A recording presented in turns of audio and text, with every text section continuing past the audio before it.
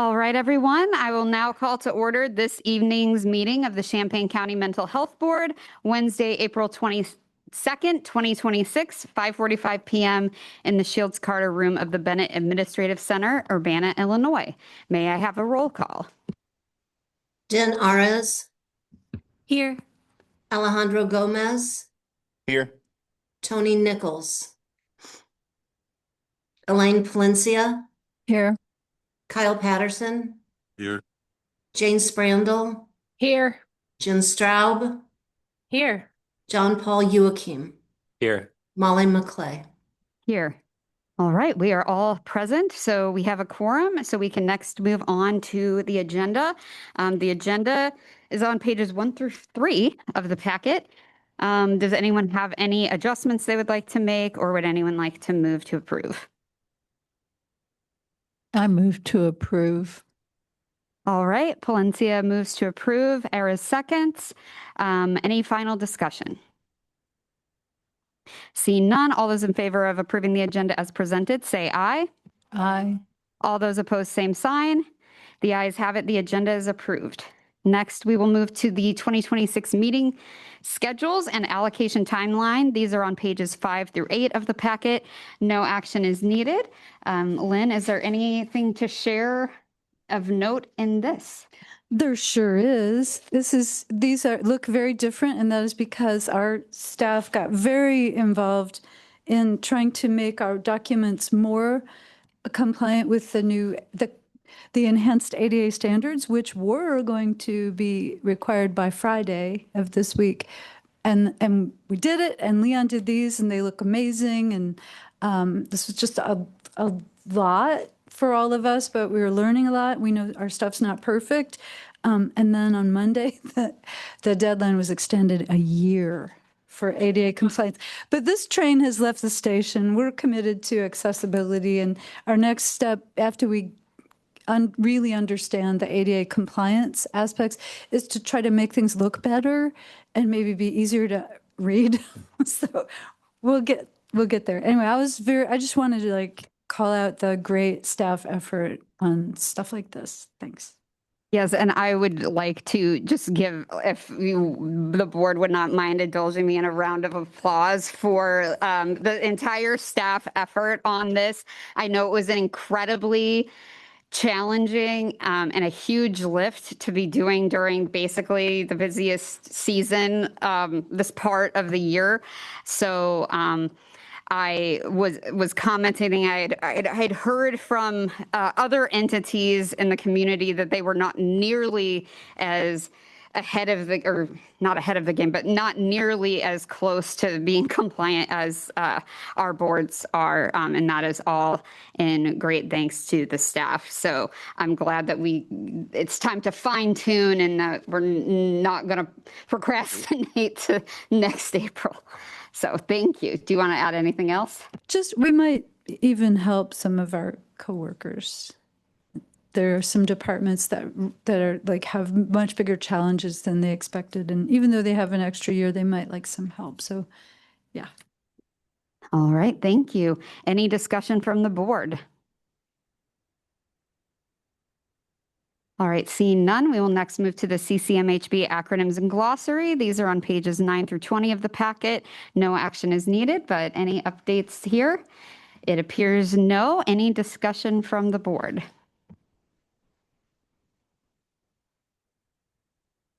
All right, seeing none, we will next move on to public participation agency input. So there will be 2 parts of the meeting where we will open it up for public participation and agency input right now and at the end. So as always, members of the community are welcome to speak with the Mental Health Board and share their perspectives with us. We cannot respond directly to public input, but we may use it to inform future decisions.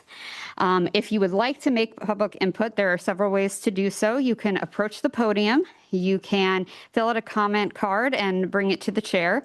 You can also, if you're on Zoom, you can put something into the chat, or you can use the raise hand function. If you are going to give public input, please be aware of the Illinois Lobbyist Registration Act and take appropriate steps to be in compliance with the act, especially agency representatives. I may limit individual time to 5 minutes and total time to 20 minutes. So with that, is there anyone who would like to make public input now? Please come forward and turn on the microphone. Hello, everyone. My name is Joshua Gavel, and I'm the Interim Executive Director of Uniting Pride. I wanted to kick things off with a fun announcement. I will be leaving my role at Uniting Pride on May 1st because we have selected a fabulous new executive director, and I will be moving on out of the community, but I would love to introduce you all to our fabulous new executive director, Miss Madison Palmer, who's here with me tonight. Madison has been our finance and community programs manager for the last 2 years. She has been such an integral part of our team, an incredible partner to have in so many ways. She brings with us just a wealth of wonderful, experiences. She has a Master of Science in Human Services Program Administration and a Master of Arts in Aging Studies from Eastern Illinois University. And before joining our team at Uniting Pride, she was the Senior Manager of Equity Initiatives for Unite LA and brings a wealth of experience. We're so excited to have her in this role. I know she's going to be amazing and y'all will love her. Just as a personal note, it's been amazing working with you all over the last couple of years, and to our incredible partners who I know are here in various stages, in person and on Zoom. I've learned so much from you all. I've really enjoyed my time with Uniting Pride and working with you all as a partner. And I'm excited to continue these, fun partnerships in my new community. So, Madison Palmer.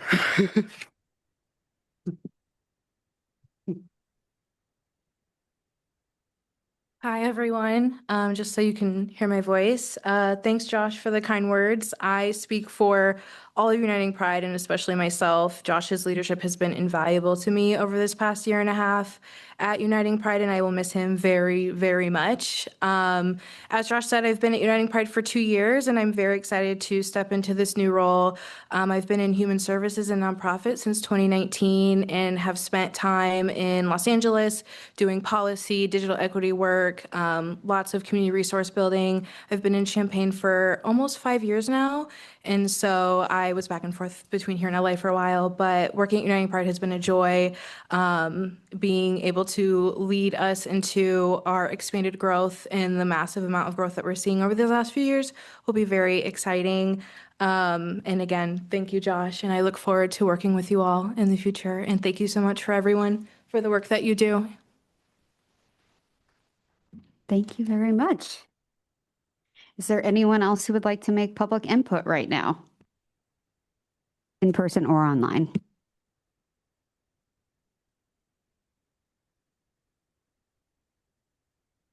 All right, seeing none, we will next move on to chairperson's comments. So I'm Molly McClay, the chair of the Champaign County Mental Health Board, although not for much longer. So one thing I just wanted to mention tonight, because we will be discussing the applications we received for PY27 funding, and that is going to comprise a lot of the contents of our next meetings and study sessions throughout April and May. But I did want to mention that our elections are coming up, and this is my second of 2 allowed terms as the chair. So the chair position will be vacant starting July 1st. And I would just love to encourage anyone on the board to consider a leadership position, either the president, chair, or vice president secretary. It's been a wonderful opportunity to be able to be the vice president a couple of years ago and then be the chair. I wish I could continue, but that's not what our bylaws say. And so it would be great to have folks step up and consider the opportunity. So if you have any questions, you can, of course, talk to Lynn and myself, the rest of the staff. Also, John has been the chair in the past, so I'm sure he'd be willing to share his perspective too. But just something to consider, especially because we're getting into the throes of other discussions that the elections are just going to sneak up on us. So that was one comment I wanted to make. I also wanted to welcome back a member to the Mental Health Board, Jen Straub, who was previously our county board liaison. When she left the county board, I secretly had hoped that she might apply to be a community member to join the Mental Health Board, and she did. So Jen, if you would like to say a few words, you certainly can. But you're jumping right into one of our heaviest meetings of the year. So thank you for taking now as the opportunity to join us so we didn't have a vacancy during this part of the season. No words. Jen will share words later. And I think all the rest of my comments I will make once we start the application review. So I will conclude my comments, and next we can move to Executive Director Lynn Canfield's comments. I think it's probably good for me to hold off too. There's plenty of opportunity as we go through the business. If you have questions for me, and then if you don't have questions for me, I might want to tell you something, but I'll wait. All right, so next we can move on to approval of the CCMHB board meeting minutes. These minutes are on pages 21 through 27 of the packet. Action is requested to approve the minutes of the CCMHB March 18th, 2026 meeting and March 25th, 2026 study session. Is there any discussion, or would anyone like to make a motion? I move to approve. Thank you very much. Can I have a second? I'll second. Thank you very much. Era's motion, Sprandel seconds. Any final discussion? Seeing none, all those in favor of approving the minutes of the CCMHB March 18th, 2026 meeting and March 25th, 2026 study session, say aye. All those opposed, same sign. The ayes have it. The minutes are approved. Next, we will move to the vendor invoice lists on pages 29 through 32 of the packet. Action is requested to accept the vendor invoice lists and place them on file. Is there any discussion, or would anyone like to make a motion?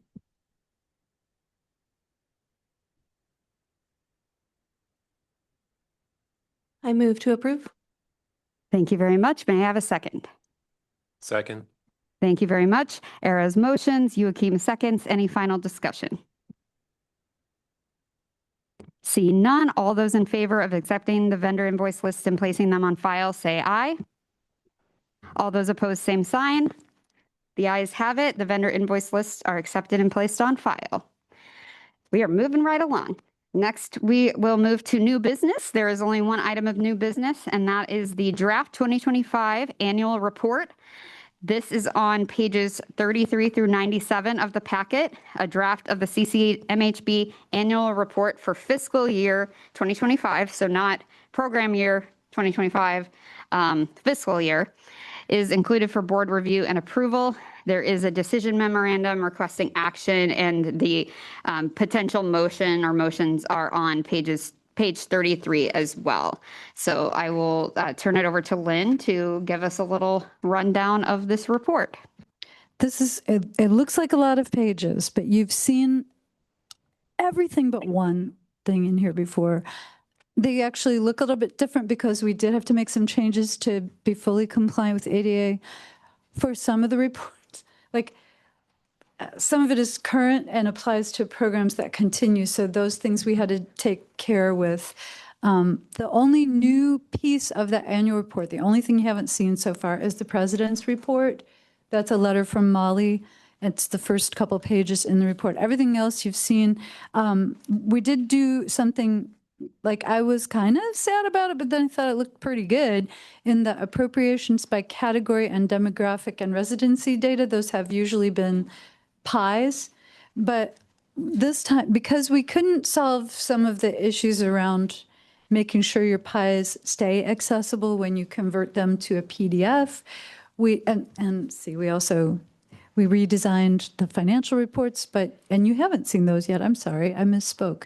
So the financial reports are information about 2025, which has not yet been fully audited, but it is the accurate information as of April 2nd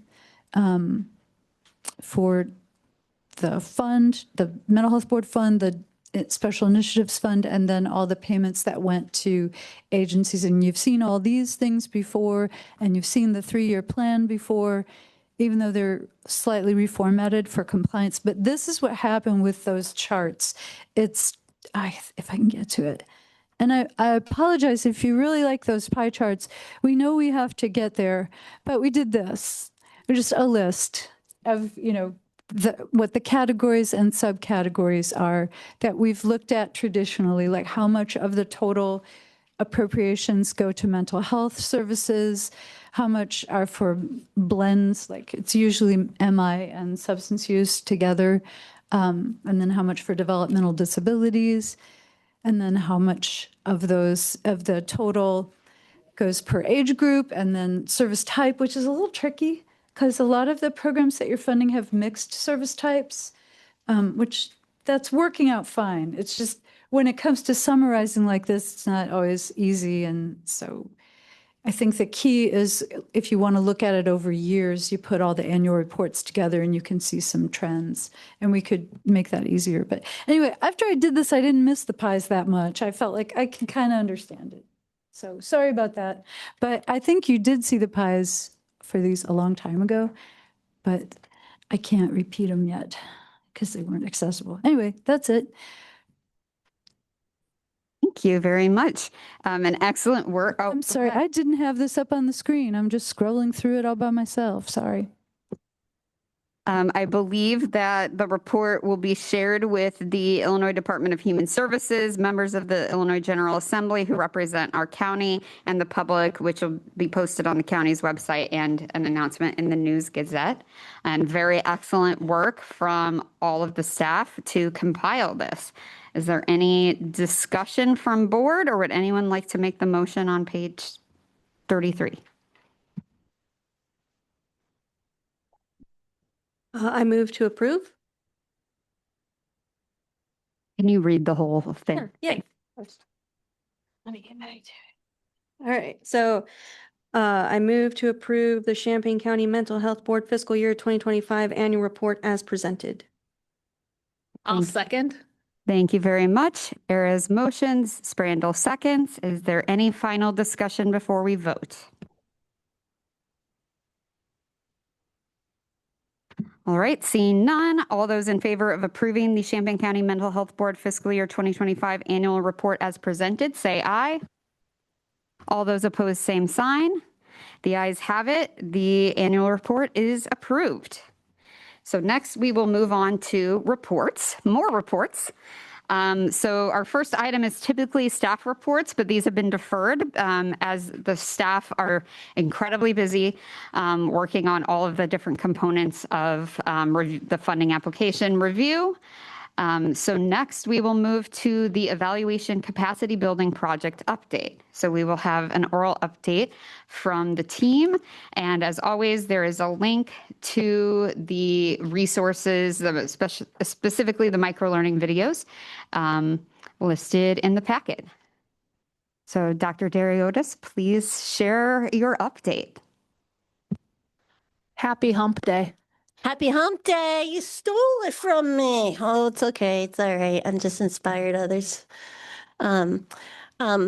So we have a new micro learning. If you want to spend 9 minutes of your time this evening with us, or I'm happy to defer it to May, since I know you have a pretty big agenda this evening. So that's up to you to let me know if you want to see it now or want to have delayed gratification for May. That is a really good question because the May meeting will also be stacked with, yes, the annual report from the evaluation capacity building project, as well as going through and making all of the funding decisions. So board, is there any consensus on, would you like to see the video tonight or in May? I'm a bit selfish here, and because I won't be here for next week's study session, I do want to go over the applications pretty thoroughly today if possible, and then maybe next month, even if it is a packed meeting, I'd be really happy to see it. So, yeah. Okay. I am fine with that as well. Any objections? All right. All right. Well, we will defer on that and we'll have it as our reward for getting through the applications to Okay. see the microlearning. Great. Then I'll make my update super duper short. So we've been working with our 3 technical assistance partners and programs, and they have had their final surveys or pretty close to final surveys that they're already implementing in the field or soon will be doing that. We've been working with our working group to identify and to tailor our next in-person training, which is going to be in June. And the agency council meeting has been so gracious enough to allow us to have that training right after their presentation so that we can have more people attending the event or try to get as many people as possible to attend that. And we're going to be going over what is an evaluation plan and why you need one, why your funder might want you to have one, and how to start to create one. I personally said we should call it the what's in your plan, kind of like what's in your wallet, but we'll see. We'll see what flies. In addition to that, we are still working with our working group who are fabulous. And if anyone else wants to join our working group, then they can get first look and impressions into the work that we're doing with the trainings and so forth. And they've been great in giving us feedback. And like I said, we created the microlearning and we're working on our annual report. So next month is going to be all the great things evaluation. Awesome. Thank you so, so much. Any questions or comments from the board? Well, I guess, how can someone get into the working group? They just have to email myself or Rachel, or they can talk to me after one of these meetings. It's Doriotis@illinois.edu, not Doritos, but if that's what helps you remember it, then it'll be Very pretty darn close. Thank you. So they can just email us, and we are looking forward to having more people part of our working group. So, Great question. Any other questions or comments? All right. Well, thank you very much for the update, and we look forward to an evaluation-packed update in May. well, thank you. Thank you for your support. All right. Next, we will move to the Community Behavioral Health Needs Assessment Activities update. There's some information provided on pages 99 through 102 of the packet. Minutes from the March work group meeting are included for information only. Lynn, would you share a little more about this? This was, I really wanted to attend this meeting, but I found out about it the day before and had a conflict, but they were very kind to send me the minutes anyway, so you can see what they're working on. I was happy that I knew a lot of stuff already, so anyway, but I'm just sharing it with you. The work group continues to meet. I'm going to be able to go to their next one. And if y'all are interested in these work groups, I can share them with you. But I have kind of held back because I've been emailing people so much information lately just to get through this kind of most important part of our process. This can wait, but it's super interesting. And I like the collaboration a whole lot. So Thank you very much, Lynn. Any comments from the board? Oh, yes. I thought the objectives that they have come up with were really good. And I told the group that. So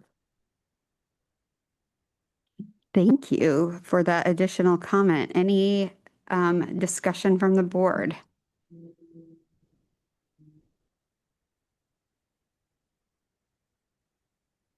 All right, seeing none, we can next move on to the Disability Resource Expo and AIR updates. So there will be oral updates provided. There's also links to the Expo website and the Champaign County AIR website. So Lynn, would you please share updates or designate whoever you would like to share? I'm sorry to people who have to hear me say it twice because I did this morning too. And I just want to keep it similar, but maybe shorter.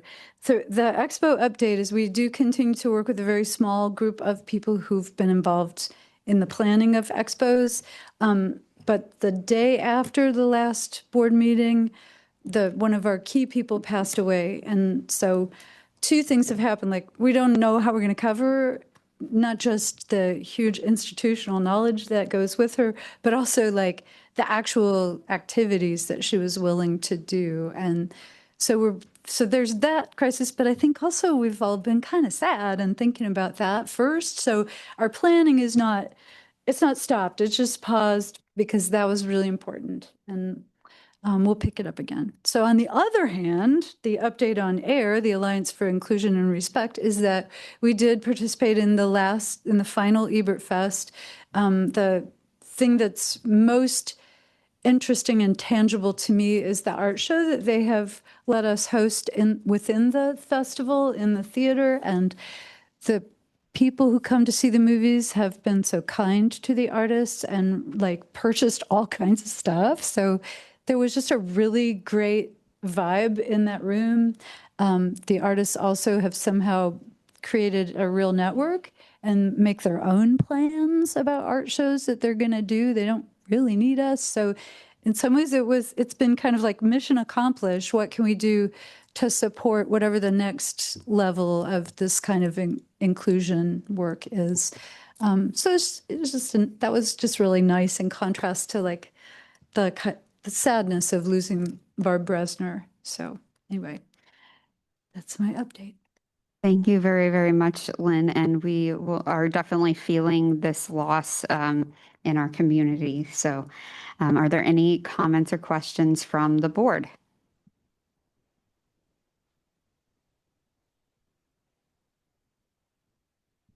All right, seeing none, we can next move on to old business. So this is where we're getting into the things. So we do have one item that we need to discuss before we can move into application review, and that is an agency audit / review updates. This memo is on pages 103 through 105 of the packet. A decision memorandum offers an update on delayed program year 2025 audits and equivalent. Action is requested, and the potential motions that we could use are on page 105. So Lynn, would you please provide us with an update? So the first couple pages are just context, and many of you have seen the context before. Then we get into the implications for current year funding are if that March 31st date passes, we staff do not have the authority to allow extensions, for example. So we just need to bring to you, okay, the date passed. Now you get to decide whether to continue the contract or cancel it or take some other action. And so you did that last month because we had first followers here providing updates. They have provided us almost daily updates since that meeting. I just want to shout out, thank you for the excellent communication. And we're making a lot of progress on pieces that needed follow-up in prior years, getting them right in advance. So that's been super productive. I thank the board for the excellent conversation last month. So we, at that time, expected that the GCAP financial review would be done by March 31st, but it isn't done. And I have a small update for that.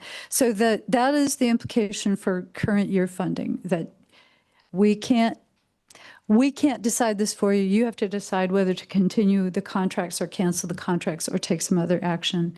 Then the implications for future funding are that you have decided, also at last meeting, to wait and review applications when the audits or equivalent have come in. So since I wrote this memo, I think we did get more. We had Brightpoint has given us their PY 2025 audit, and Family First Advocacy has provided us with audited financial statements for 2025. So we still have First Followers, GCAP, and TASK products that we're waiting for the most recently completed year. So all that means is if you get to that point tonight in your reviews, you can decide to skip it. You already have decided to. Yeah, and maybe by next week everything will be in. So, and these are all later in the alphabet, the ones we're still waiting for, so that could happen. So anyway, all we need to do tonight is talk about the GCAP PY 2026 contract. And my update is it okay to do that now? Okay. The update is that they have, it's like really hard to see it under all these other windows. All the documents have been submitted to the auditor. They anticipate a draft to be sent to their finance committee by the end of this week or beginning of next week. When when GCAP's finance committee has reviewed the draft, they'll work with the auditor to get the final approved document. So there's not an anticipated final date. I'm thinking maybe Wednesday is not going to happen, but yeah, we'll see. We'll see. It's not over yet. All right. All right, so obviously there's a few components to this, but only one that we have to vote on because we voted on everything else last time. So for the PY27 application reviews, alphabetically and mathematically speaking, we will not be getting to any of the agencies whose audits or equivalent financial review are still outstanding tonight. We just are not going to get there. We're very front loaded of applications beginning with letters B and C of the alphabet. I've noticed like we skip from like letter H to letter P at a certain point. So the alphabetizing is interesting, but we will be going in alphabetical order.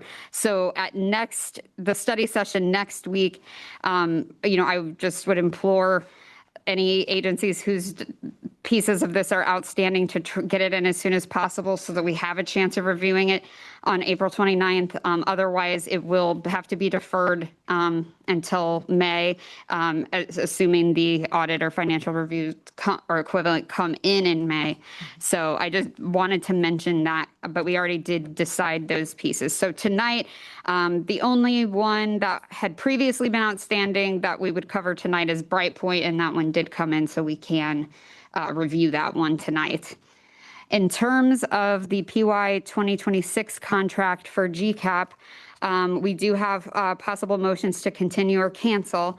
I'm going to recommend, from my perspective, that in keeping with the decision we made for first followers to continue, I would recommend doing the same for GCAP, especially because we are aware of the extenuating circumstances of that financial review being delayed, and I don't think it would be fair for us to decide differently about this one when we know that context. So I just wanted to offer that, but I open it up for the rest of the board to discuss and or make a motion. I'll go ahead and motion to continue the Greater Community AIDS Project of East Central Illinois Program Year 2026 contract with holding payments until the program year 2025 financial review is submitted and any follow-up issues resolved, which I assume can also create a discussion after the motion passes. Thank you. Would anyone like to second? I'll second that. All right, Era's motions, Palencia seconds. Any further discussion on this?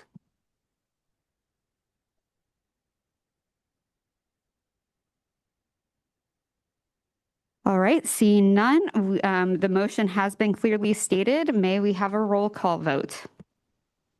Alejandro Gomez, Yes. Tony Nichols, Yes. Elaine Palencia, Yes. Kyle Patterson, Yes. Jane Sprandel, Yes. Jen Straub, Yes. John Paul Joachim, Yes. Den Eras, Yes. Molly McClay. Yes. And with that, the motion to continue the contract passes. So we will next move on to the highlight of the evening, and that is the request for PY 2027 funding. So on page 107 of the packet, there is a list of all of the funding requests we have received. So we have the agency name, the program name, the amount of the request, and then the two board reviewers who have been assigned to the application. In addition, I, as the chair, will be have reviewed all applications, or will be reviewing all applications because I haven't reviewed the ones we aren't getting to tonight. And then at the very bottom of the spreadsheet, there is the amount total requested, which is about $5.2 million. The amount we have available to allocate that isn't tied up in existing two-year contracts from last year, which is about $3.2 million, and the difference being about $2 million. So again, we are going to not be able to fund everything this year. So our discussion about this is very important as it always is, but probably more than ever. There is also a separate packet that all board members received and is available online that contains all of the program summaries that the staff have provided. Board members have also received all of the applications themselves in PDF and maybe other formats if requested. So CCMHB staff for these program summaries have prepared draft reviews of each request for PY 2027 funding, and we will be referencing that packet in this meeting and in the April 29th study session. So we have no action needed, but I wanted to first ask Lynn if there's anything she would like to share, and then I'll just give kind of a brief rundown of how we're going to walk through each one. I had something I wanted to say, but I forgot what it was. I think it was something like it's when you have the mind space to step back from it a little bit, it's pretty awesome how many people want to do this work and how much time they put into the applications and really great ideas and really thoughtful proposals. Even if they're not technically perfect, it is really an honor to see all of this and to feel like we live in a community that actually cares a lot. So then to just kind of reframe this hard thing, how do we not spend $2 million, to sort of reframe it as like, aren't we lucky that we have choices like this? I mean, and then hope that we make the best choices. So, but then there was other stuff like the staff did a really great job this year. So. Yes, I also want to concur that we are very lucky to have all these choices. There is great work happening in this community, and the staff did a phenomenal job with their program summaries for us that have made our jobs a lot easier. So just to clarify, we will not be taking any action or making any votes tonight. We are going to simply be walking through probably the first 11 applications. So letters B through C of the alphabet, most being starting with the letter C. So just to move briefly through how we have constructed the review, is that first, Chandra Somerville will be sharing a 1 to 2 minute overview of the program so that the board does not have to spend time summarizing the program. You can focus on the issues that you have positive, constructive comments on, questions on. So I will be keeping like a stopwatch for each. We should try to limit to like 6 to 8 minutes per program if we want to get out of here in a reasonable time frame. That's, if we did 6 minutes per application, that will get us out of here in about 7:30. And if we need to go a little bit longer, then we can. If board members have questions for agency representatives, please direct them to the chair. We can prevent a free-for-all from happening, especially on Zoom. So please, agency representatives, both in person and on Zoom, do not begin talking or come to the podium without being designated first. It just will keep everything running more smoothly. And something that I have asked everyone to think about is reasons to fund each application and reasons not to, because we are going to have to say no to a lot. So please make those considerations. Before we begin, does anyone have any questions from the board?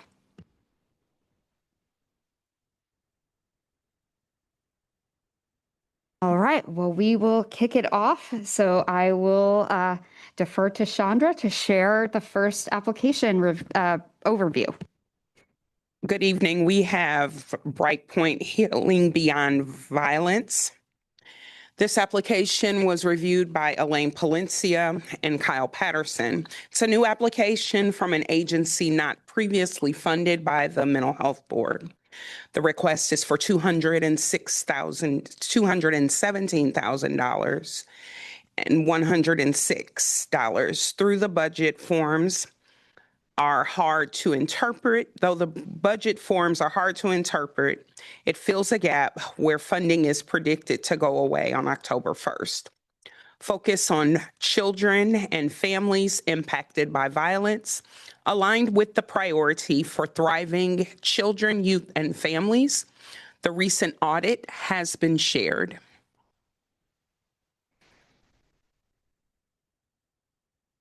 Thank you very much. So one thing I forgot to mention is, of course, all board members can speak on all applications, but we will start by having the reviewers for each application kick off the comments.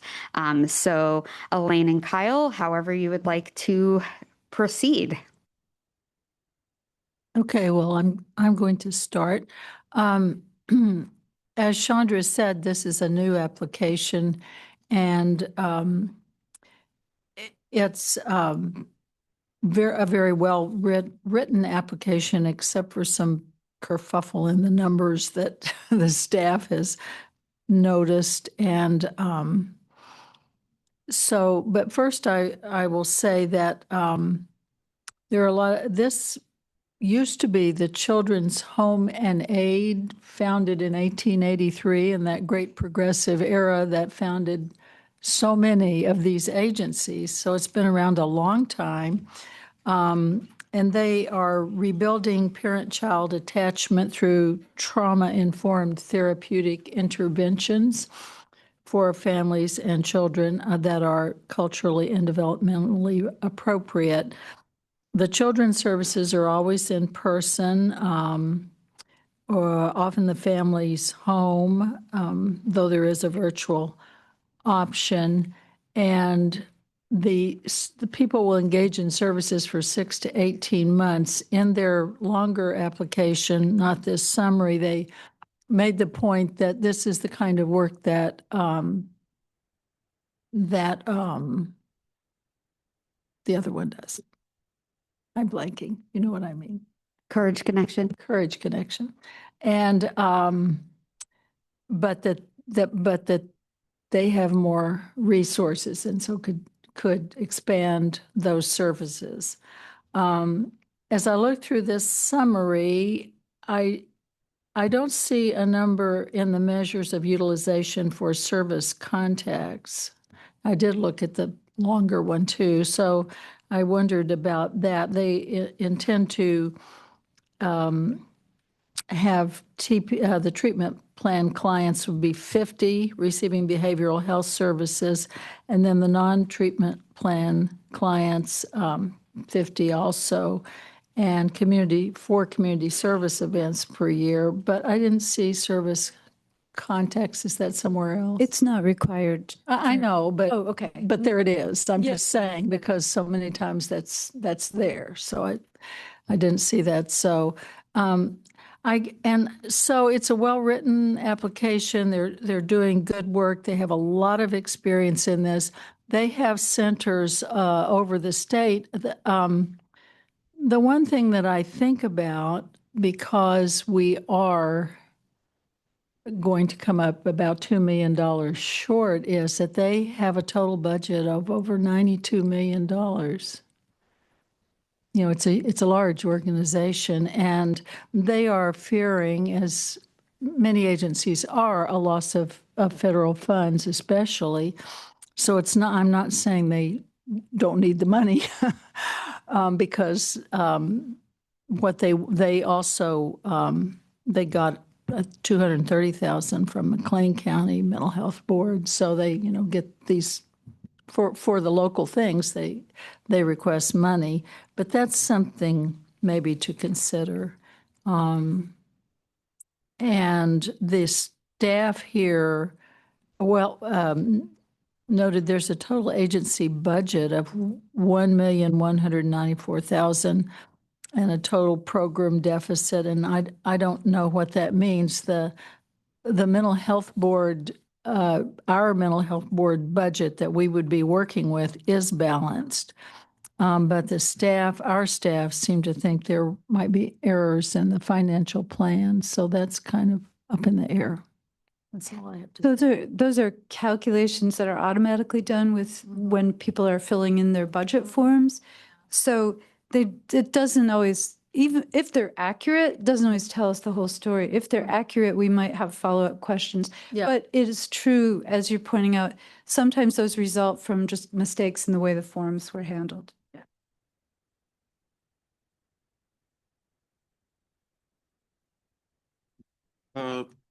Not much. I mean, this is a program that's focused on youth who are exposed to violence, and they specify not just community violence, but also domestic violence, child abuse. I think that's fits well with our priorities. And yeah, that's all I really have to add. Right, thank you both. Are there any other comments or questions from board members?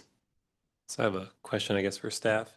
Do we know how much was budgeted for the total program in previous years or last year for this? I mean, obviously we didn't fund this one. I'm saying, what was the budget for this program last year compared to this year? You know, we didn't ask for historical information, just there is a note in the, and it's pretty prominent in the application about the expected loss of the federal, or is it federal? It is federal. It's like a vote. It's a, I think it's a VOCA. Yeah. Oh, it's a vote. Okay. VAWA, the other one. Yeah. Did you have any other questions, John? Okay. Anyone else from the board? Questions or comments? I guess I had two small comments, and I apologize if I missed it ahead of me here. Are they getting funding from anyone else? I mean, they anticipate losing the 166,667. Are they getting funding anywhere else? Well, that's what we're supposed to be able to tell from the budget forms. So if you look at the financial analysis, it will say the request to us is for more than the total program revenue. And because it's just simple math, that's impossible. So that means there's an error. So then because the only other program revenue that's listed is that Department of Justice grant that's expected to go away, we don't really know what the other program revenues would be, other than maybe what they're saying is no other program revenue. Like there's nothing for this in this community.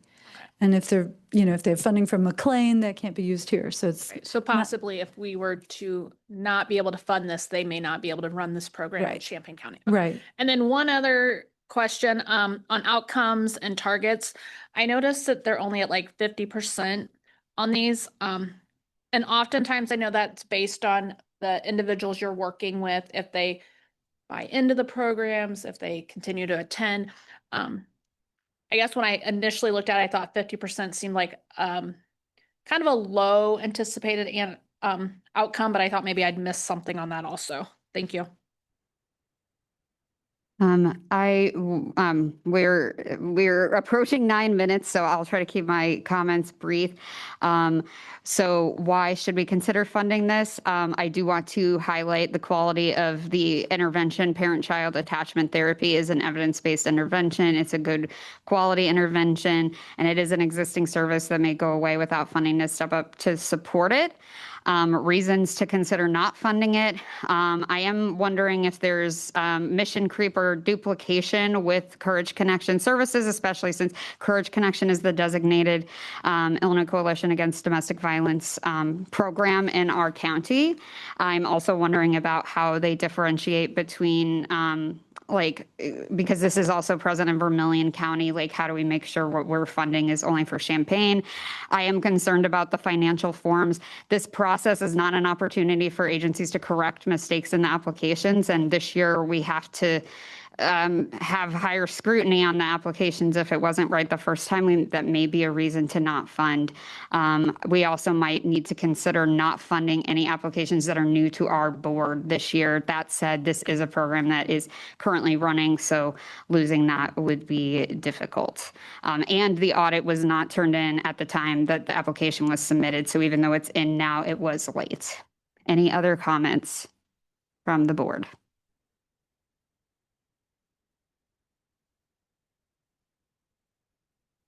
All right, with that, we can move on to the next application. So Chandra, take it away.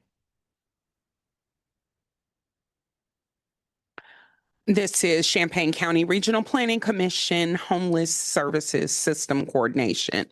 This is reviewed by Denise Eris and James Sprandel. I hope I said your name correct, Denise. Okay. A reoccurring application from an agency funded by the Mental Health Board for this and other services. The request is for $189,007, a large increase from the currently longstanding amount of $54,281. Budget forms do not explicitly describe the increase, as the hub for homeless services programs would add staff to serve more people who are unhoused or not stably housed. Priority is safety and crisis stabilization. Thank you very much. So Dan and Jane, please share your thoughts. I'll go ahead and start and keep it brief so my great inquisitive partner can have a chance. So last year it was 54,281 of a request, but it looks like that year was spent organizing the structure of the program. There was a replacement of an assessment tool. There was a racial equity assessment that inspired a racial equity committee, a focus group of women in various shelters and other demographics in various shelters helped in determining the needs in the community. So in a lot of ways, I am inspired to, want to fund that large increase because it looks like the next structure is a coordinated approach. So that they have a way to approach things where within 5 days of referral, 90% of referred get assessed. Within 5 days of assessment, 90% of those will engage in services. It looks like they have ways to engage the community that are very, I guess in a way, it seems like it's pragmatic. So, and only 79% of the total program is like being funded by us or by the mental health board possibly, and personnel is about 74% of this. So I see it as like a great increase in approach, and that's what generates the increase in what they're asking for, and I find that kind of necessary, especially when, as we talked about before, homelessness and just basic needs are something that we need to address for someone to actually want help and to gain help and to develop from that help. So go ahead. All right. So again, I think we've kind of brought up that a little bit better clarification of what this increase is going to bring to the table. That's $134,726 extra. And so I guess quantitative, that's a den word for you. With this 100%, coverage of a outreach worker, how many extra people are they anticipating helping? I think that's a big concern to me. On one hand, talking about why we should or should not fund this, I questioned each one of, if the additional money is not granted, will there be any jobs lost or citizens impacted? No. But if we grant it, we would employ one more person, and how many potential people could they help who are struggling with homelessness? I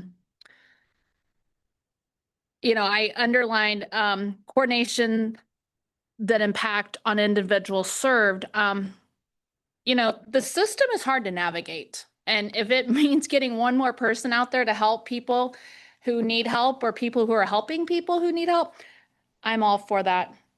Again, I was very excited to see they're doing some other funding and resource leveraging with HUD, COC, and Emergency Solutions grant funds are pursued.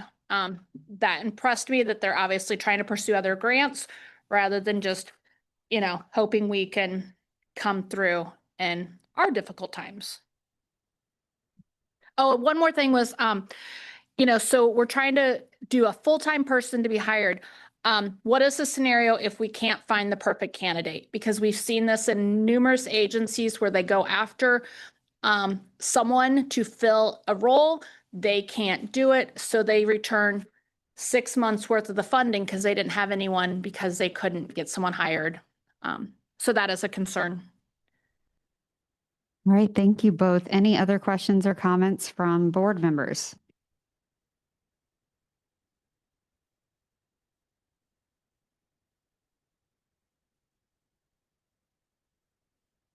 Right. Seeing none, I'll add, I'm going to be focusing on two questions. Why should we fund this? Why should we not?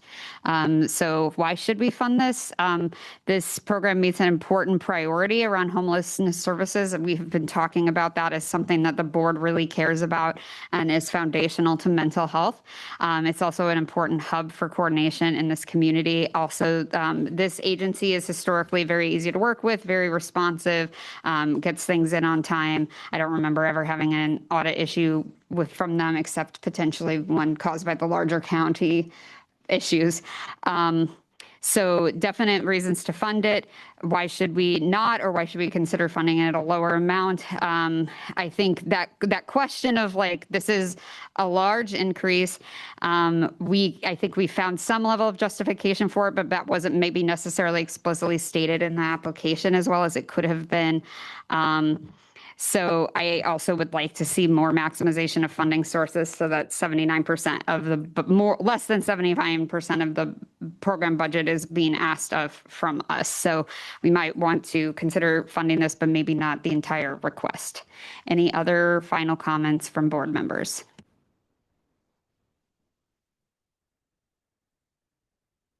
Oh, yeah, Lynn. I just want to share that the reason for the increase is included in the application. It's just not repeated in the budget narrative, which is explicit in the instructions. So if we didn't see that also discussed there, we made a note of it. You guys captured exactly what the increase is for. This is an unfunded mandate, and they have served as the hub without funding, and the homeless crisis has grown, so there are some new things that hub could do, but it needs some financial support to do that. So I think that's just basically the rationale, and because we want to see that also brought into the budget narrative, we noted it wasn't there, but otherwise it's there. Yeah, thank you, Lynn. And I just want to say for all of the agencies, I'm going to be saying why we should and should not fund every single application. It is very painful for me to even entertain that question, but I have come up with a rationale for everything. So it is not personal. Any other comments from the board before we move on? All right, seeing none, we are definitely over the 6 to 8 minute mark on these. So if we can speed up while maintaining quality, that would be great. So Chandra, please share the next application overview. See You at Home, Life Skills Case Management, reviewed by Jennifer Straub and Jean-Paul Joachim, a new program proposal from an agency funded by the Mental Health Board for Shelter Case Management. And the request is for $305,000, could be more distinct from the current program. Priority is safety and crisis stabilization, focus on people with housing risk, important roles for staff and peers with lived experience. All right, thank you very much. So Jen and John, please share your thoughts. So for the See You at Home, this is providing life skills in the weekends and at the nights at a time where it's more in crisis mode or more needed, higher needs times. Looking at the application, it is a lot more money. Is $295,000. It says, which is a 15%. Oh, sorry, I'm looking at the wrong one. I'm looking at the shelter and management. Sorry. So it's $305,000. It's a new program. It looks like it is similar to the shelter case management, but it is covering the weekends and evenings. The pro side is they are obviously hitting a high needs area, which is the homelessness in the county. They do have other funding, which is good. On the con side, it is mainly one location at the Mattis location, or it isn't just it's just the Mattis location. The TPC for $305,000 is 36, which is kind of high. Or the amount of money is kind of high. I think, it would be great to fund something like this, but it's more money than I think we are able to spend this year. Yeah, I wish I would be able to fund it, but I don't have the expectation that I would push for funding for this one this year, maybe for future years.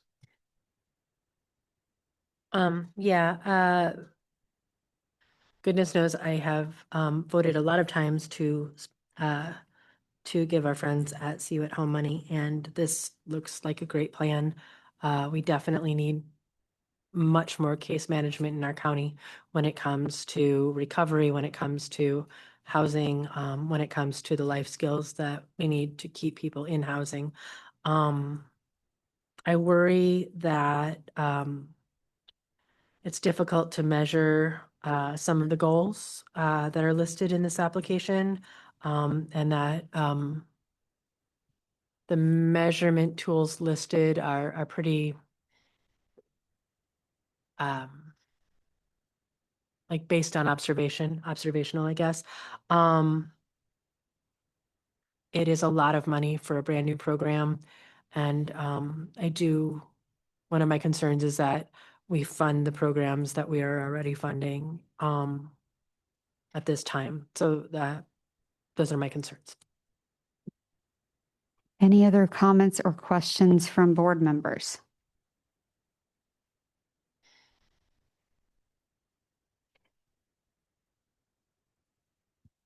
I'm just full of questions, so I apologize. So what I'm gathering is if we don't fund this program, it is still going to happen because there's still going to be staff in the evenings and the weekends. They're just not going to get that extra case work is how I'm looking at it. Okay. So I think that goes back to the question of, will there be jobs lost? Will citizens be harmed if we are not able to fund it? And at this time, no. It's just, and again, Den and I just talked about this. A lot of what they're doing, why don't we teach this in our school systems, as far as budgeting money and things like that. So it's unfortunate that a fantastic program came to us this year when we have so many requests and we're going to be at a shortfall. But I really like the program. Thank you. Any other comments or questions from board members?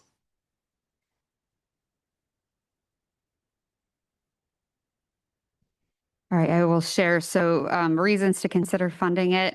This is homelessness services. It's a big priority for the mental health board. It's direct care service to individuals at a time and shifts that are not necessarily prioritized for this sort of thing.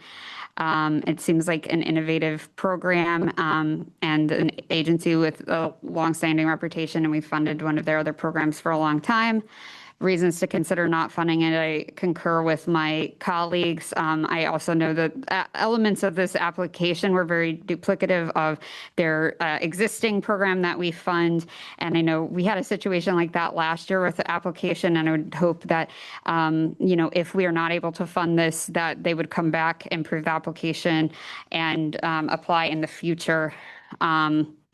So again, it does not seem, both in terms of funding new programs versus sustaining the programs that we already fund.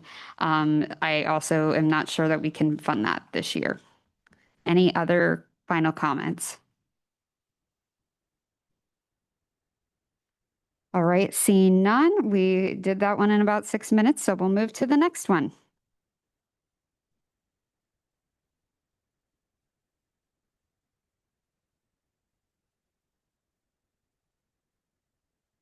You We share the ready? next one. Okay. Next, we have See You at Home Shelter Case Management, reviewed by Alejandro Gomez and Anthony Nichols. This request is for $295,000 and would continue to program the Mental Health Board currently funds. Support 3 case managers and the majority of the executive director. Priority is safety and crisis stabilization. Focuses on people with housing risk. Thank you very much. So Alejandro and Tony, please share your thoughts. So some of the differences from the last program and this one is that there's a new special provision for participating coordinated entry systems and then the continue of fiscal year 26 special provisions. So this would be a continuation. They, engage in trauma-informed care, which is great. Helping with independent living skills, mental health, substance use. 85% who are assessed begin treatment within 3 days. A 60% graduation rate. 60 people agree to services and engage in 5,000 to 6,000 contacts per year. They are increasing their request of 15% from last year.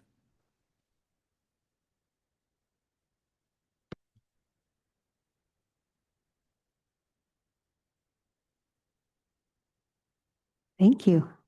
Alejandro?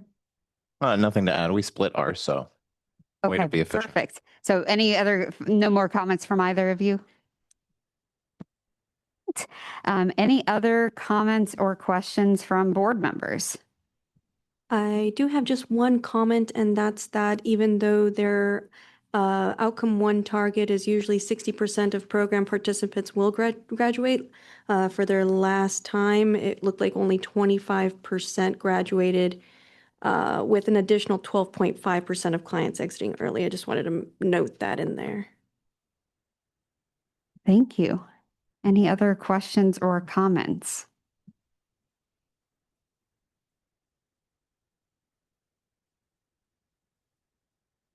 I will say, so why should we consider funding it?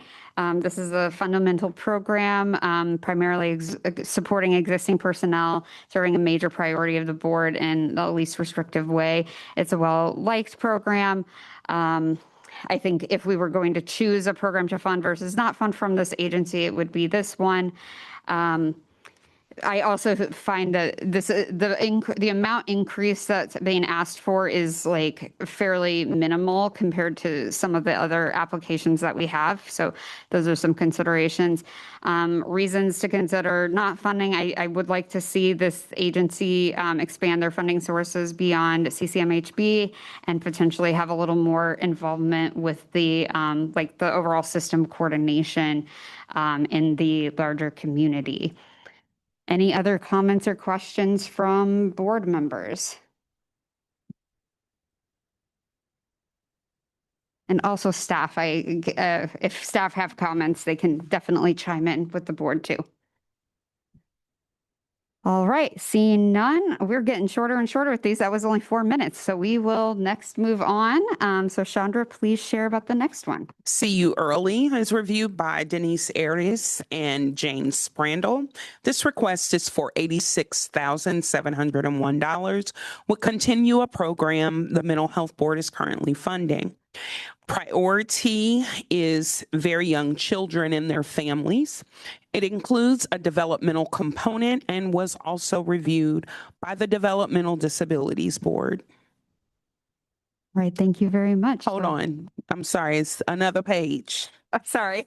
The funding fills a gap which had been met by ISB, which is the Illinois State Board of Education funds, providing a bilingual home visitor and related services focus on parent skills and children's developmental progress in healthcare. All right, thank you. So Den and Jane, please share your thoughts. Yes, so it looks like it is a somewhat large increase, about 70K or so. But of their measures of the last time, out of the 95% that they expected of parenting skills and knowledge improvement, 83.5% was accomplished. Of the 95% child development progress, 92% was accomplished. And most importantly, I believe, is that out of the 95% expectation for child wellness and immunizations, 100% was met. So they exceeded expectations and overall almost met completely, all of them. So this year, it looks like they have somewhat the same expectations. I noticed that their 95% expectation for child wellness and immunizations did go down to 90%, and I was wondering if maybe they were just hurting on resources there. But it looks like this is only 17% of the total that they will use. And like you mentioned, Chandra, it looks like it will cover 100% of the personnel costs, most likely because they have to make up for that ISB. I would also like to say, I guess kind of personally, having a bilingual person help you navigate the world is very important, especially as immigrant myself. So yes, I'll pass it on to Jane. I might have misheard you. I think going back to the financials, they're requesting 86,701, which is only a 7.4 increase. This is my fault for sending a lot of spreadsheets with information that wasn't clear. Okay. Sorry. It's a small increase that I can explain later what I did, but it's the increase is 7.4%. Okay, perfect. Yeah. So again, this one I think is going to be a very quick one too, in the fact that we're minimal amount of their funding, and it's a relatively small increase for the continued good work that they've done. And likewise, I like the bilingual aspect of it because I think that it's very important. The earlier we touch some of these kids and get them the health care they need, the better outcomes we see long term. So, Do you have a comment, Lynn? Okay. Any other questions or comments from board members? I guess just from personal experience with this program, usually the person comes to the doctor's appointments, the well checks with the parent and the children, and will bring in the developmental screening scores and everything in there, helps them schedule their appointments, explain things, if they need tests done after, it helps them schedule all these things, answers any questions that, they weren't fully understanding, and help me, discuss that with the family more. They almost seem like an extension of those individuals' families. They have very close connections. They honestly will send us messages with this person, like, signing that they're, sending the message for them, for the family, like, family has this question, what should they do? So they're really big advocates through the school system, through the medical care system, to help them like navigate a really, tough bureaucracy and not knowing where to go to for things. So it really helps these families out a lot. Thank you. Any other comments or questions from board members?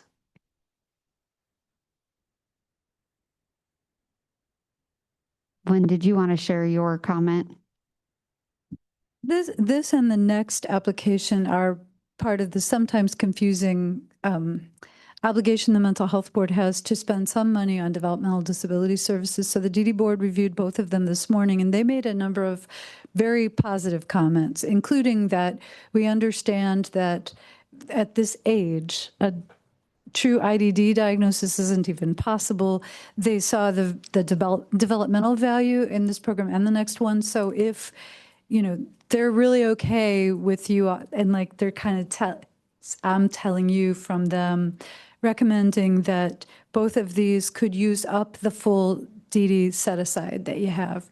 What you do with the rest, whether, to meet the full request or not, is different. But they felt very confident about this and the next program having a key developmental, they said many of the same things that you all just said. the huge impact of early intervention. So, okay. Thank you very much. In terms of reasons to fund this, I think, we have been very passionate about making sure that young children and families' mental health and overall needs are met. And I think the IDD focus that this program provides, as well as the bilingual focus, are really important. I think the outcomes and assessment tools are well aligned. This is a very popular program that didn't request that much of an increase. And on a personal note, I was a home visitor for a program like this as my first job out of my MSW program. And I can vouch for a lot of the things that have been said about the program as it being true in my experience. Reasons to consider not funding. The errors in the financial forms. I was kind of wondering a little bit about that, and I'll ask more to the staff about that later. I know there is a consortium of home visiting programs, and this is the one program that is asking for our funding, whereas the others are not. And there's probably very good reason for that, but I would like to see other funding sources be utilized. Any final comments from the board before we move on? All right. If not, we can then move on to our next one from Chandra.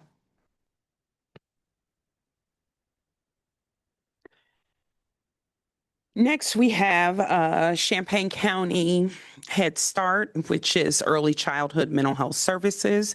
This was reviewed by Jennifer Straub and Jean-Paul Joachim. This request is for $411.62. Would continue a program currently funded by the Mental Health Board. I think I said that right. Prioritizes young children with some developmental services as well as mental health, and was also reviewed by the Developmental Disabilities Boards. The increase, this would include an increase in number to be served, and the agency has worked closely with the CLC coordinator to strengthen services and relationships. Thank you very much. John and Jen, please share your thoughts. We know that Head Start has been proven to save us money in the long run as a county, just from the early interventions that they're able to do. I was particularly kind of struck by their answer to number 26 on their application that alluded to this ripple effect that these early social emotional learning interventions have on both on the child, on the teachers, on the parents and caregivers, and on the classroom and the school environment as a whole. It also mentioned really well-known measurement tools like the ages and stages, different measures for regarding compassion fatigue for caregivers, classroom management, implementations and things like that. They've already served 90 of their total case TPCs, yeah. Sorry, getting back into the lingo, for program year 26, and they intend to serve more for program year 27. The wait time is really impressive given the times that we see for similar services out in the wild in this county. I love seeing the language accessibility plan. The last note I have is these early interventions are such a strong prevention model for so many of the other issues we try to address on this board. I'd love to see this program fully funded. So I echo everything Jen said. The one thing I would say is we don't actually fund 100% of the total program revenue because there's actually one other social skills and prevention coach that is funded through other means. So they have found other funding sources. So that's not in the summary. And this is again, this is or I guess it says CCMHB request is 100% of the total program revenue, which That's how they represent it in the budget, but they yeah. do make a comment to you, Yeah. to what you just said. You're right. Yeah, so, for the amount of people we're serving in this community that are in, either have developmental delays or, speech delay or have, oppositional defiant disorders, a lot of these kids come to preschool because they need some other service to get them ready for kindergarten so they're on the right footing. If these children have oppositional defiant disorder where they're really, argumentative, not following directions from the teacher, these people, these coaches and consultants can help them and the teachers and the parents formulate plans so that they can be successful and thrive and get that right footing for going into kindergarten. I think it just, for starting children off with good mental health for the start of elementary school is a great way to make sure that they thrive and that they academically succeed and socially succeed throughout the rest of their life and their childhood. So this program, along with other programs, this is one that definitely meets their TPCs and exceeds it. So this is one that I would highly recommend funding this year. And the increase is very small. Obviously, it's a large amount, but small from what they've had previously. Yeah, thank you very much. Any other questions or comments from board members?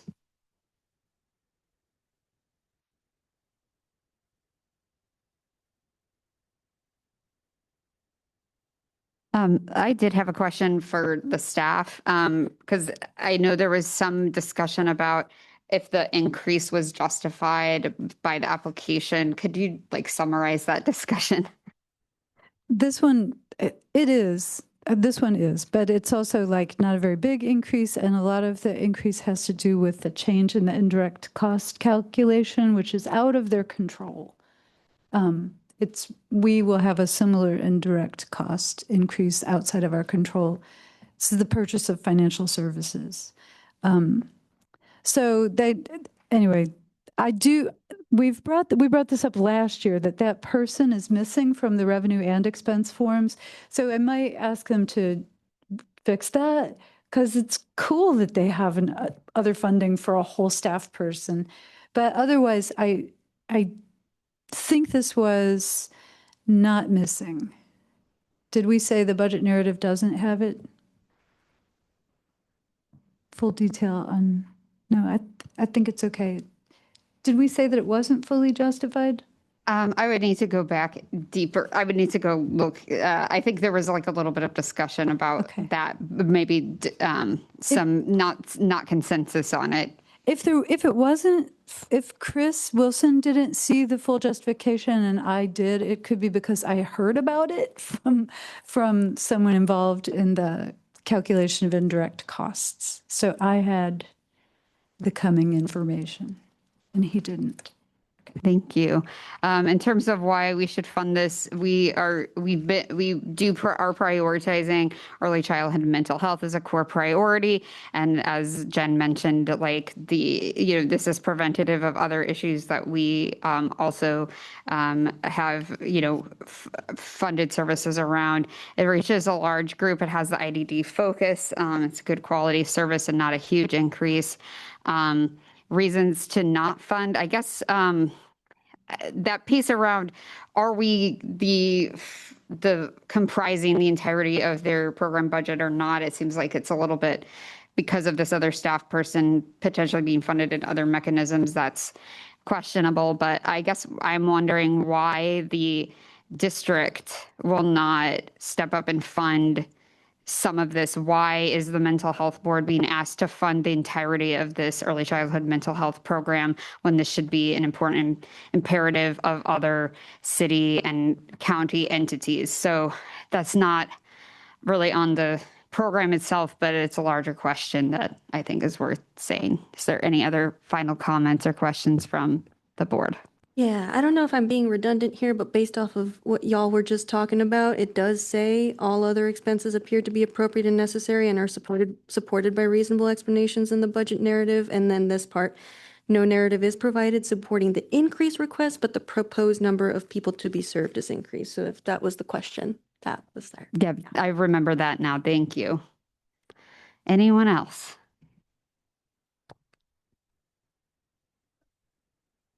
There is good information in these programs. There is. I There's love great it. It's info. my favorite thing in the world right now. All right, well, we have spent 45 minutes discussing 6 applications, so we're averaging about, if I'm doing my math right, 9 minutes per app.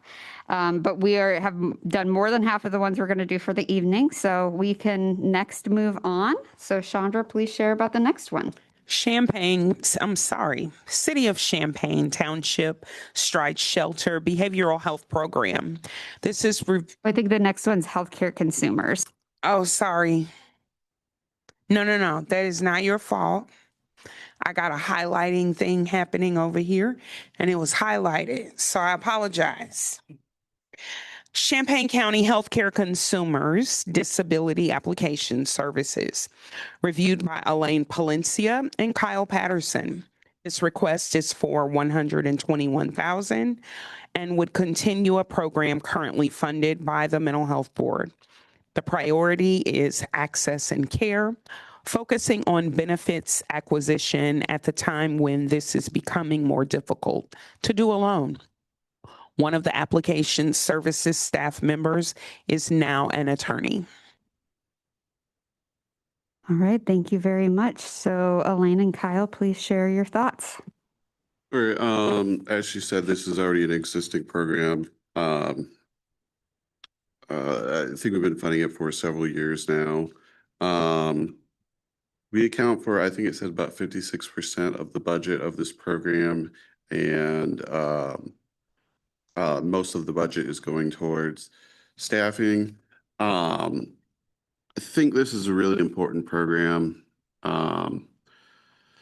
There's a lot of things that we don't do very well as a country, and Social Security disability might be a good contender for the worst thing that we do as a country. And people are put in a place where they have to apply for something with certain sort of expertise and knowledge that they don't have. And there's not really a lot of resources. One of the only options is to go through a law firm, which they're going to take a big chunk of it. And there are few resources like this. And so we're really blessed to have this in our community.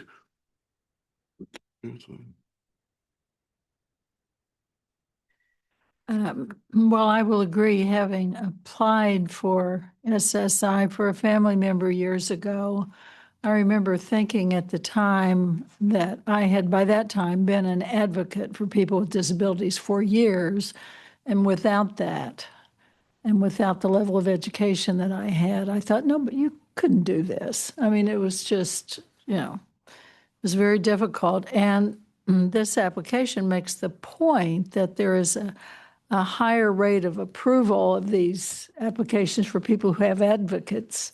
And they also say in the larger application, currently there is no agency or organization in the Champaign County community who helps people apply for disability benefits start to finish and who is open to the entire community as opposed to serving their established clients. So for instance, you can get this service from Rosecrans, but you have to be a Rosecrans client. So that's very important. And the fact that they now have a licensed attorney on staff is huge. So and they also meet 2 selected priorities, access and care, and they pointed out also the safety and crisis stabilization. So again, a well-written application, although I think they were missing something like the CLC plan or something, but maybe that was another one. Anyway, it's a very well-written application, and the increase has to do with the fact that they have the attorney now on staff. So they're a known quantity and a very good agency for us to fund. So there. All right, thank you both. Any other questions or comments from board? I had a quick general question. I noticed on page 37, it mentioned the Urbana ARPA grant of $50,000. am I understanding correctly that ARPA money is pretty much spent? So probably next fiscal year, they wouldn't be able to, so they would need to seek out, say maybe, is that right?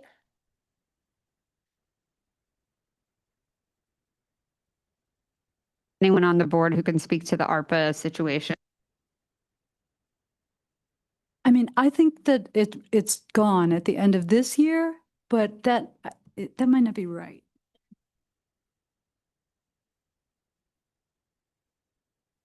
So I think.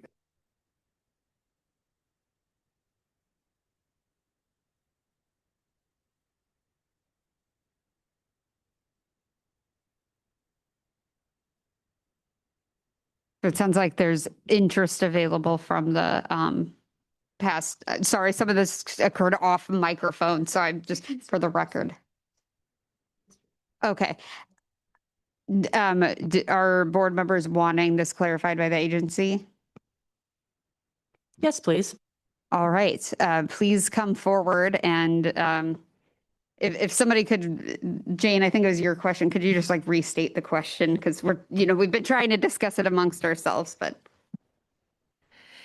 Hello, Claudia. So my question was, at the bottom, it was talking about like some of the finances, and it looks like you guys are getting Urbana ARPA grant money of $50,000. And I was just curious if like, have you gotten that? Is it to be part of this fiscal year or what?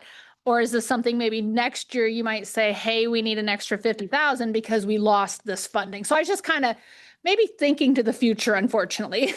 Yeah, no, that's a good question. And actually, ARPA goes through the end of this calendar year. So we have some ARPA funding that will be applied to fiscal year 27.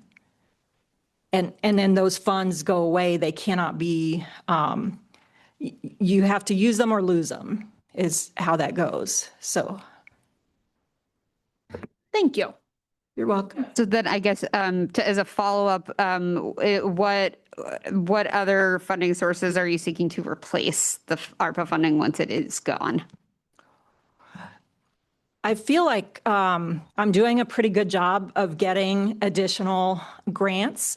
For example, earlier this afternoon, I found out that we were awarded a grant from the Housing Authority, and that this time around, the Housing Authority grant, beyond allowing us to help pay for hotels and also rent for people, it's also covering a portion of personnel. And so a lot of